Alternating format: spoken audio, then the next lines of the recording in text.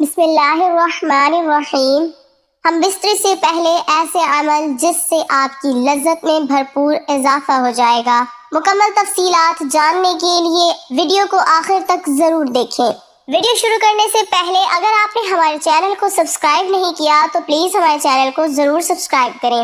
ہر شوہر کو چاہیے کہ وہ اپنی جنسی سوجھ بوجھ کو بڑھائے۔ کوئی شخص بھی جنسی لذت حاصل کرنے کے شعور کے ساتھ پیدا نہیں ہوتا، بلکہ ایک سمجھدار شوہر اپنی شریک حیات کے رد عمل سے یہ سب کچھ سیکھتا ہے۔ وہ برابر اپنی اسی صلاحیت کو ترقی دینے میں لگا رہتا ہے کہ وہ فریق ثانی کو لذت پہنچائے اور اس کے بدلے میں خود اس سے زیادہ وہ لذت حاصل کرے۔ مباشرت سے پہلے بستر پر ایک موٹا کپڑا بچھا لیا جائے تاکہ بہہ نکلنے والی فالتو منی بستر کو خراب نہ کر دے۔ اسی طرح مباشرت کے بعد شرمگاہوں کی صفائی کے لیے پہلے سے قریب ایک صاف کپڑا بھی رکھ لیں۔ باقاعدہ مباشرت سے پہلے میاں بیوی کا چند منٹ کے لیے ایک دوسرے کے جسم سے کھیلنا دونوں میں محبت پیدا کرتا ہے۔ پہلے دونوں کپڑوں سمیت اپنے جسم کو ایک دوسرے کے ساتھ مسلیں اور کچھ دیر بعد ایک دوسرے کے جنسی اعضاء کو ہاتھ سے ٹٹولیں اور مسل کر اسے لذت دیں اور خود بھی لطف اندوز ہوں اور اپنی بیوی کو بھی لطف اندوز کریں۔ لباس اتارنے سے پہلے چند منٹ کا یہ کھیل نہ صرف حصول لذت کا ایک اچھا ذریعہ ہے بلکہ اس سے بیوی کو مباشرت کے لیے مکمل طور پر تیار ہونے میں بھرپور مدد ملتی ہے۔ تاہم اگر مرد سرات انزال کا شکار ہو تو اس سے اس دوران خاص احتیاط کی ضرورت ہوتی ہے۔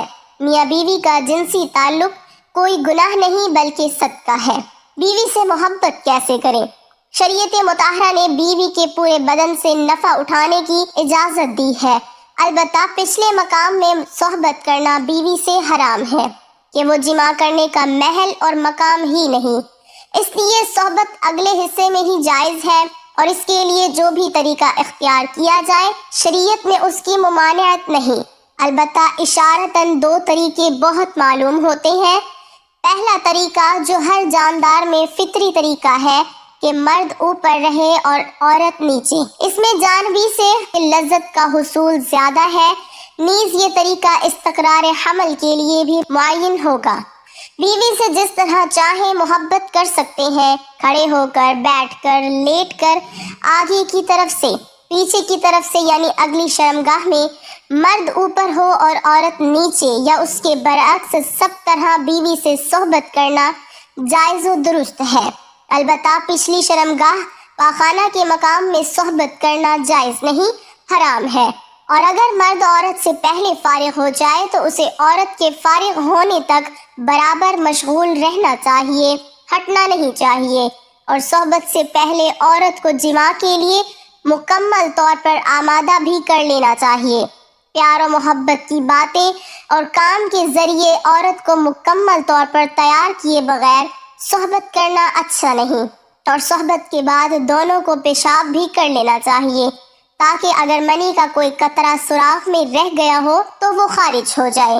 میاں بیوی کے اس عمل کو پہلے سے طے کر لیں، یہ ایک بہت لطف اندوز ہوتا ہے۔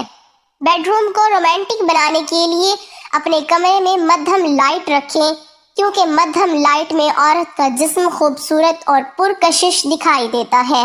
اسی طرح کمرے میں اپنی پسند کی خوشبو بھی لگا لیں۔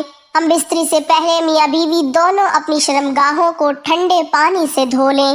یہ مرد کی ٹائمنگ میں اضافہ کرتا ہے اور عورت کی شرمگاہ اس قدر تنگ ہو جاتی ہے کہ جس سے ہم بستری کرنے میں بہت ہی زیادہ لطف محسوس ہوتا ہے۔ کشادہ بستر کا انتظام کر لیں اور بستر نہ بہت زیادہ نرم ہو اور نہ ہی بہت زیادہ سخت ہو۔ ہم بستری کے لیے میاں بیوی کے پاس وقت کھلا ہونا چاہیے۔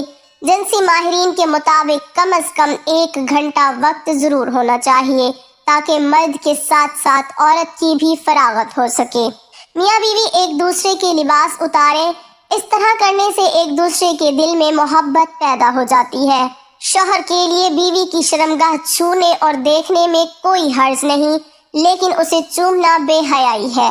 اسی طرح بیوی کے لیے مرد کی شرمگاہ کو چھونے اور دیکھنے میں کوئی حرج نہیں ہے، مگر اسے چومنا بے حیائی اور اسلام کی پاکیزہ تعلیمات کے خلاف ہے۔ میاں بیوی میں خدا کی طرف سے ہی محبت پیدا ہو جاتی ہے۔ میاں بیوی کا رشتہ ایک ایسا احساس ہے جس میں محبت ہی محبت نظر آتی ہے۔ بعض اوقات کچھ لڑکا لڑکی کی شادی پسند سے نہیں کی جاتی، لیکن وقت گزرنے کے ساتھ ساتھ ان میں ایک دوسرے کی اتنی محبت پیدا ہو جاتی ہے کہ وہ ایک دوسرے کے بغیر نہیں رہ سکتے۔ شوہر جب بیوی سے ہم بستری کا ارادہ کرے تو ہم بستری کی دعا پڑھے کہ جس کا ترجمہ میں اللہ کا نام لے کر یہ کام کرتا ہوں، اے اللہ تو ہمیں شیطان سے بچا اور جو اولاد تو ہم کو دے اس سے بھی شیطان کو دور رکھ۔ اس دعا کو پڑھ لینے کے بعد اس وقت کی ہم بستری سے جو اولاد پیدا ہوگی شیطان اسے کبھی ضرر نہ پہنچا سکے گا۔ اس کو ضرور پڑھنا چاہیے کیونکہ ہم بستری کے وقت اللہ کا نام نہ لینے سے شیطان کا نطفہ بھی مرد کے نطفے کے ساتھ اندر چلا جاتا ہے۔ صبح کے وقت قربت کے فوائد۔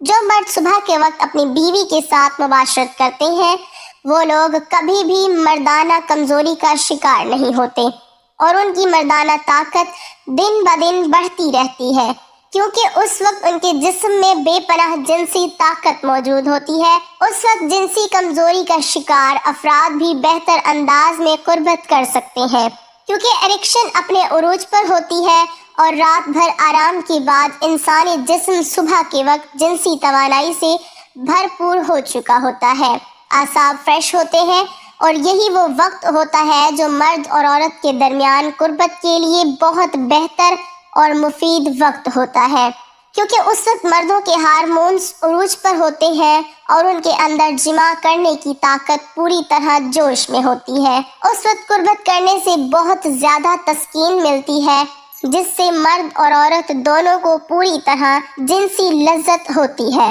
اس وقت جسم کا انگ انگ زندگی کا مزہ لے رہا ہوتا ہے، جبکہ صبح کے وقت جماع کرنے سے آپ لوگوں کی ٹائمنگ میں بھی زیادہ اضافہ ہو جائے گا۔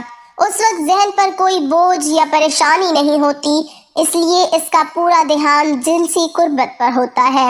اس وقت مباشرت کرنے سے عورت کے اندر حمل ٹھہرنے کا امکان بھی زیادہ ہوتا ہے۔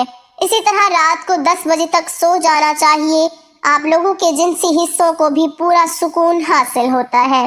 پرسکون رہنے اور جنسی کارکردگی بہتر بنانے کے لیے بہتر نیند بہت ضروری ہوتی ہے، لہٰذا ساری رات لیپ ٹاپ اور موبائل کے سامنے بیٹھنے سے گریز کریں، ورنہ ذہنی دباؤ تھکاوٹ سے دوچار انسان کی کارکردگی کیا ہوگی اور آپ کو کوئی بھی کام کرنے سے لطف حاصل نہ ہوگا۔ اللہ تعالیٰ ہم سب کو اپنی بیوی کے ساتھ محبت کرنے کی توفیق عطا فرمائے اور اللہ تعالیٰ ہم سب کو اپنی بیوی کے حقوق ادا کرنے کی بھی توفیق عطا فرمائے۔ دعا ہے کہ اللہ تعالیٰ میرا سنانا اور آپ کا سننا اپنی بارگاہ الہی میں قبول اور منظور فرمائے، آمین ثم آمین۔ ناظرین،